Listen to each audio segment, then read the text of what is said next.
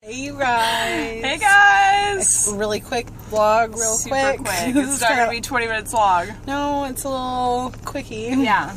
We had some quick thoughts. We were just having a discussion in the car and we just thought we'd share it with you. Yeah. Yeah. What do you got? Well, Alyssa was the one that felt anointed to get this message across this evening.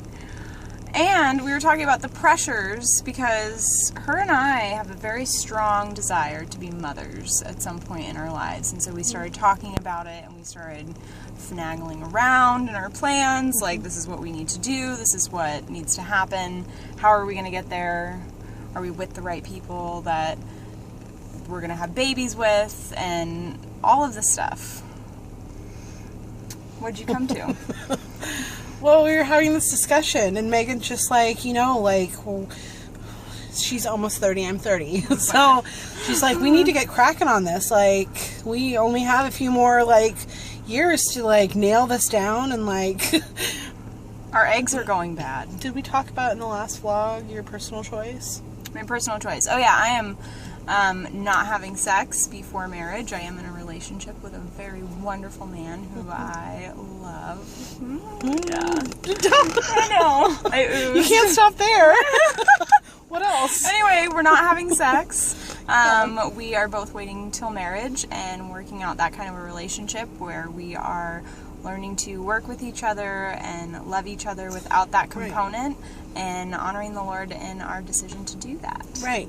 So here's the conundrum is, it's not really a conundrum, but like if we have, do we make these, these time frame like things where we're like, okay, we need to get married by this point and start having children at this point, because we were talking about like how great it would be if we were like pregnant together and like having children together and like getting married around the same time. And I know that's silly, but we're best friends and we're walking with the Lord, and like what a great blessing to like be able to struggle through motherhood together. She really just wants to be pregnant when I'm pregnant because I'm going to go on a baking festival and we make like so many goodies. She's such a nester already and she's not even pregnant. So anyways, we were talking about the Lord's will and all this, and whether like we needed to do things on our own to get to these places because they're things that we want, or if we need to just give it to the Lord and tell him to like shut the doors where he wants to and like open doors where he wants to. And like we don't know for sure if we're with the right people. We hope we're with the right people, but like who knows what God has. So there's that. Who knows? We didn't plan any of this stuff that's going on anyway. We just jumped on board and we're like, God, we're going to honor you, we're going to love you, we're going to follow you. And things have panned out really wonderful, and we've got some amazing growth, and we've been challenged. So, and we're stronger.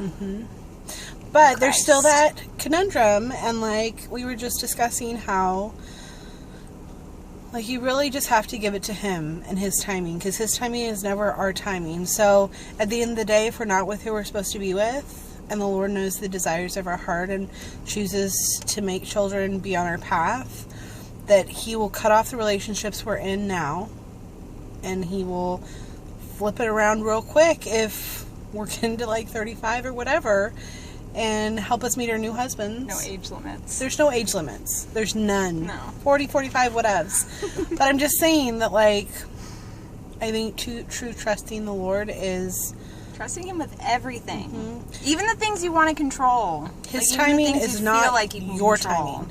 His timing is not our timing. No. Because we're... I had to go French on you. She's very Frenchy. I like to drop a good French accent on her. Croissant. She's very French. I mean, it doesn't get any more. What do you guys think? What do you think our viewers think?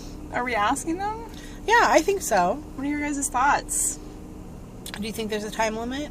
Do you think you have to take matters in your own hands to get the result that you want? Or do you think by trusting the Lord and his timing that maybe if you miss out on kids, you weren't doing the right things?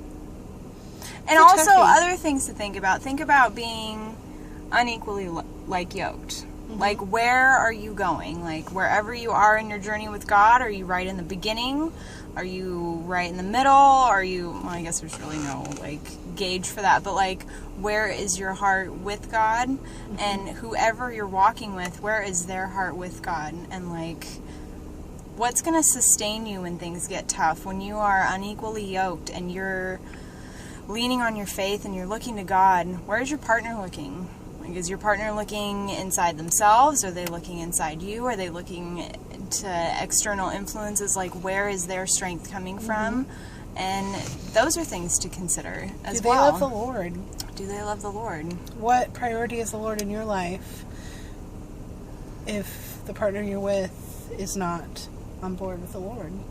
And those sound really aggressive, and they sound really judgmental, and I've gone through seasons in my life where that sounds like awful, and I just feel like, well, I'm not, like, love conquers all, but you know, in order to understand love, like, you have to understand and receive God's love, because He is love. And so if you're not on board with that, then we tend to have these skewed visions of what love is and base them in a worldly sense. Well, and really build them, I know this is totally cliche, but like, build them on shaky ground. If you're not building them on the Lord, which is a firm foundation, when you have this love of the Lord, you have someone that is going to be more centered around those good values or selfless love, what love really is. And if they're not based in that, they're based on a world sense. And like, where do you go from there? Yeah. Yeah. Also, one step further, it's good to be challenged. It's good to hear something that hits your ears and makes you go, like, I don't like that. Or be challenged. I don't like that because it doesn't line up with like what I'm currently doing. And a lot of people will reject the message of Jesus and that love and the guidelines and the commandments because they're like, I don't want to be restricted. I don't want to be limited. But when I think about the journey that I'm going through, are you lowering your seat? Yeah, I feel mine like I'm lower? way up here. Is mine lower? You're like on the ground right now. Okay, well, whatever. But like, if you think about like sex, like let's say, you know, and this is going to be a big thing, but these are things that I'm going through. I'm sharing my experience. I'm not sitting here saying like this is what's right for you. Like, you have to search your own heart, and you have to search God's heart, and you have to pray your way through wherever you are. But if you're in a relationship and you're not married and you're having sex, like, break it down and start thinking, why am I having sex with this person? Like, am I truly committed to this person? Why am I not actually truly committed to this person in marriage? What am I getting from them? What are they taking from me? What am I giving away from myself and giving to them? Like, yeah. These are questions I started asking myself, and I started realizing that sex without that commitment piece is selfish. You're meeting your own needs. I should say, I found myself to be meeting my own needs, to be meeting my own selfish desires, to be able to use this person to make me feel good. That person used me to make them feel good. And is that love? And what does love look like for you? And what is, yeah. And I think a piece that she's also missing is something she realized through this whole thing was she missed the whole love piece and all of that and what God created sex to be in a marriage and between two people. And I think you miss that piece completely when you have sex before marriage. It sounds crazy, you guys. We're out in left field, but we love the Lord. And I think she really dug in and figured out what this all meant to her and like what changed in her for this decision. And she actually had this like epiphany moment. Epiphanol moment. Where she was like, I thought I wanted this thing that brought me close to this person. And like, what I really want is like this marriage with God in the bedroom, which sounds really weird, but like this love and this experience with a husband where it is sacred and like personal and like it has God there, and it's not a dirty, tainted, fearful thing where you're worried about that person leaving you or breaking up with that person because you've given this piece of yourself away. I know it's hard for people who are not on this path to hear that, and like it's really hard if you're living that lifestyle to hear that, but I don't know. I think it's worth delving into and like worth like, examining your own heart for, if it's right for you. And I know that Meagan struggled along this path. It has not been an easy path for her, because she's with a really great guy, and, like, it's weird to change that in yourself, but I think it's really paid off for her, because she's experiencing for the very first time, like, really getting to know someone without that extra piece clouding your vision or your view of what that's supposed to be.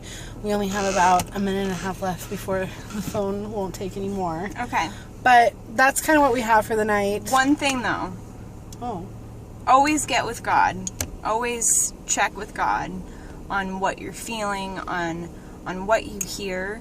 Like these videos and teachings that we listen to, it's not to be brainwashed and be like, oh yeah, like I'm gonna go ahead and do that because you know these people are having this result and like I want that result. No, like get personal with God, make it personal. Anything that challenges you, makes you feel uncomfortable, makes you feel offended, makes you get defensive. That's something in your heart to look at and to get with God on and be like, why am I feeling these things? And like, maybe find a buddy, because I know that when I get defensive or Meagan gets defensive, we call each other out on it. Not we all do. The time, but not like all the time. We'd be annoying. But a lot of the times, like Meagan will straight up look at me, and I think it's doing something. Wrap it up. Wrap up your thought. But she'll look at me and just be like, why are you defensive? You might need to examine your heart. Right. And I'm like, and I get mad, and I'm like, oh. She doesn't like me for like the whole rest of the night. But then like the Lord gets a hold of my heart, and I'm like, okay, God, like that's an area of opportunity. Anyways, we're almost to the end of this, you guys. As always, we love seeing you. That was not 5 minutes, it was 10. We'll see you soon.